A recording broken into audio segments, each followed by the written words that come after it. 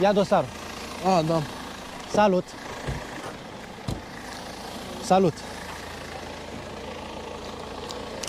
Alexandru Constache de la proiectul Justiciarul de Berceni. Robert? Poți să cobori să vorbești cu noi? Bagă-te acolo, te rog frumos.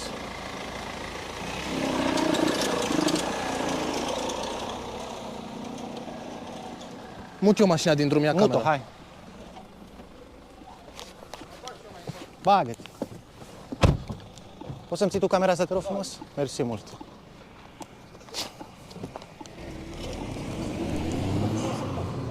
Filmăm pentru siguranța ta și a noastră, să nu spui că te-am lovit sau ceva. Da, nicio problemă.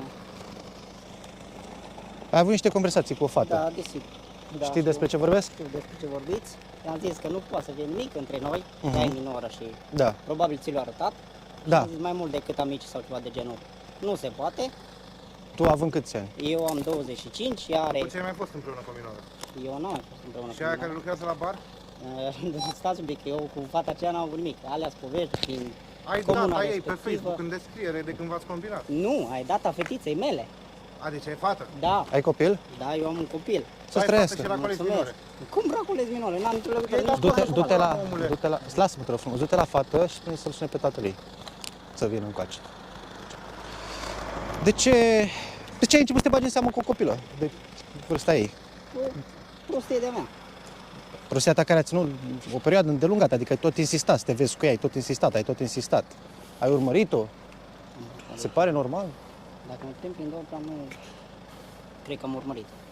Câți ani are copilul tău? Are 5 ani. Tot fetiță? Da, tot fetiță. Și peste 10 ani ai vrea să se Normal dea la ea că nu. unul de 25? Normal. Păi și atunci? Ai Înțeleg soție cum sau Nu, nu mai am soție, am avut soție. ați divorțat sau ce s-a Da, întâmplat? am divorțat. Și a rămas copilul la tine? Da, urmează mine. Păi- Eu cresc Păi de ce? Că de obicei rămâne la mama.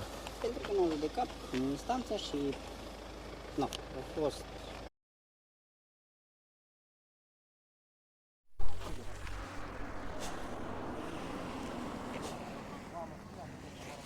Sincronizare. Da? E bine. Test.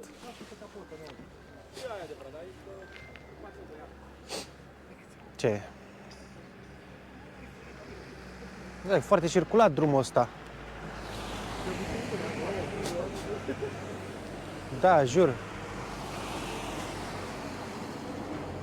Dăm dosarul.